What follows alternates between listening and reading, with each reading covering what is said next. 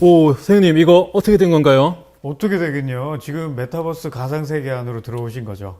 아, 이게 선생님 아까 그 말씀하신 그 버스, 메타버스군요. 네, 그렇습니다. 선생님, 정말 오실 때 좋은 버스 타고 오셨네요. 오, 선생님, 근데 이 버스, 정말 신기한 것 같아요. 선생님 지금 선생님 아바타를 보니까 선생님 실물보다 아바타가 좀 못한 것 같긴 하네요. 아, 그런가요? 저는 이번에 이참에 이 메타버스 이용해서 아이돌이 한번 되어볼까 합니다. 선생님, 어떡하죠? 선생님은 실물보다 아바타가 더 나은 것 같아요. 아이, 무슨 말씀이세요? 지금 아바타가 제 미모를 넘어서는 건 현재 기술로는 불가능한 일입니다. 아, 그렇군요. 자, 그럼 이번에는 메타버스가 실제 우리 세계에서 어떻게 활용되고 있는지를 한번 알아보도록 하겠습니다. 선생님, 그러면 한번 소개해 주시겠어요?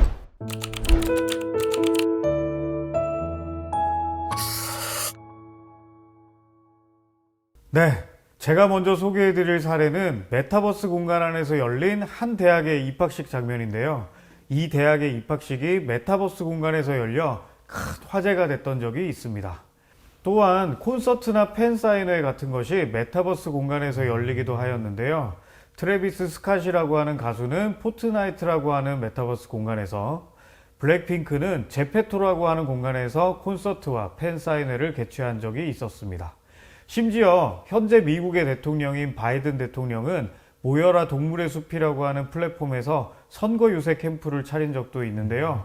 우리나라에서도 어린이날을 맞아 마인크래프트라고 하는 공간에서 청와대를 만들어 어린이들을 초대했던 적도 있었습니다. 와, 선생님, 메타버스가 우리나라뿐만 아니라 전 세계에서 정말 다양하게 활용되고 있네요. 아까 선생님께서 대학교 입학식 사례를 이야기하셔서 저도 이와 비슷한 사례를 말씀드릴게요. 코로나 시국으로 대학교 행사들이 멈춘 이때 어떤 대학교는 대학 캠퍼스 건물을 그대로 메타버스 가상세계에 가져와 학생들이 축제를 즐기게 한 것이 저는 참 인상적이었습니다. 뿐만 아니라 기업들도 채용 설명회나 박람회를 메타버스에서 개최하기도 했습니다. 그러면 선생님, 학교 현장에서 메타버스 교육이 활용되고 있는 사례가 있을까요? 네, 멀리 찾아볼 것 없이 우리 대구교육청이 전국에서 제일 잘하고 있습니다. 우리 교육청의 사례가 바로 우리나라의 대표적인 사례라고 할 수 있는데요.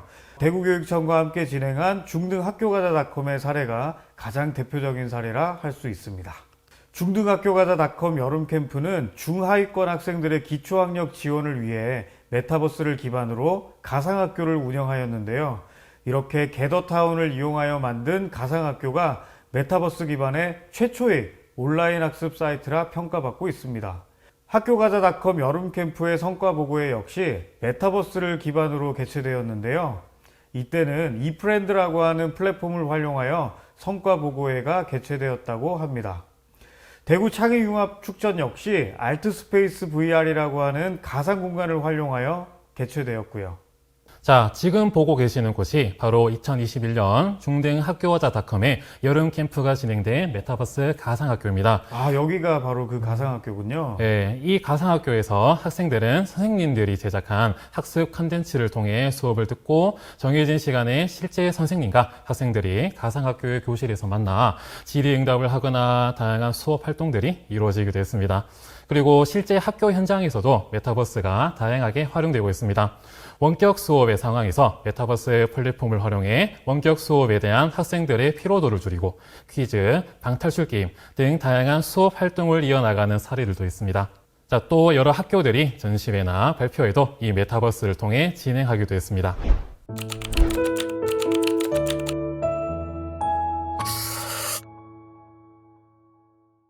자, 먼 미래의 이야기 같지만 어쩌면 벌써 우리 곁에서 다양하게 활용되고 있는 메타버스. 이러한 메타버스를 활용하면서 생길 수 있는 문제점들에 대해서 어떠한 것들이 있을지 알 수 있을까요?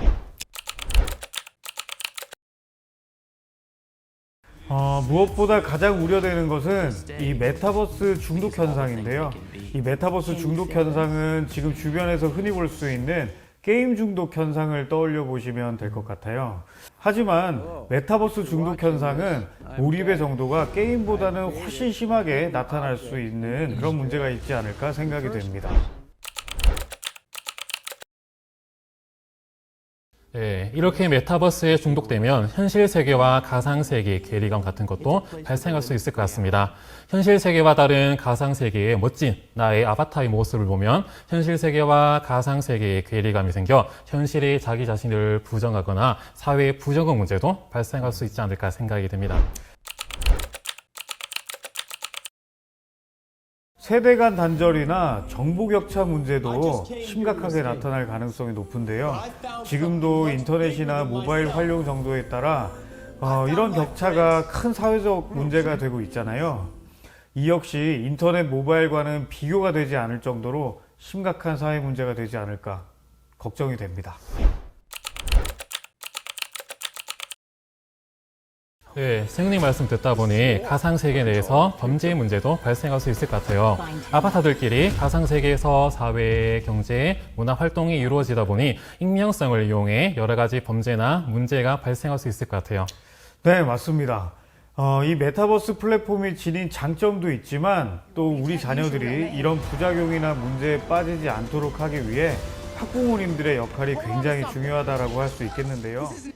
자녀들이 어떤 메타버스 플랫폼에서 어떤 것을 경험하고 있는지 또 자녀들과 함께 직접 체험해 보시면서 대화하는 시간을 가져보시면 어떨까 합니다.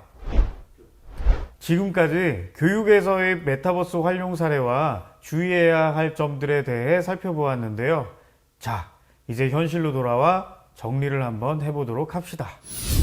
선생님, 다시 보니 아바타보다 실물이 훨씬 더 멋지신 것 같습니다. 네, 이제서야 보는 눈이 있으시네요. 네, 현대과학기술은 아직 제 미모를 표현하기에는 한참 멀었습니다.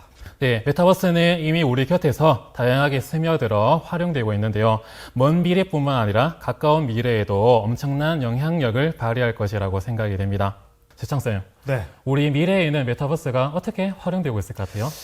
저는 레디 플레이어 1이나 매트릭스라는 영화처럼 가상세계와 현실세계를 구분하지 못하는, 도리어 또 가상세계를 현실세계라고 착각하는 그런 세상이 되지 않을까, 그런 생각을 한번 해봅니다. 와, 근데 그렇게 되면 어떻게 보면 우리 현실 세계가 더욱더 풍요로워질 수 있지만 앞서 말한 주의점, 문제점처럼 뭔가 조금은 사회적 문제들도 발생할 수 있을 것 같습니다. 네, 그럼 앞으로 메타버스 시대의 사회적 문제들을 예방하기 위해서는 메타버스에 대한 올바른 인식과 가치관을 정립해야 될 필요가 있을 것 같습니다. 삶의 패러다임을 송두리째 바꿔버릴 메타버스. 우리의 삶의 중요한 부분이 될 메타버스. 우리 함께 메타버스 타고 가요.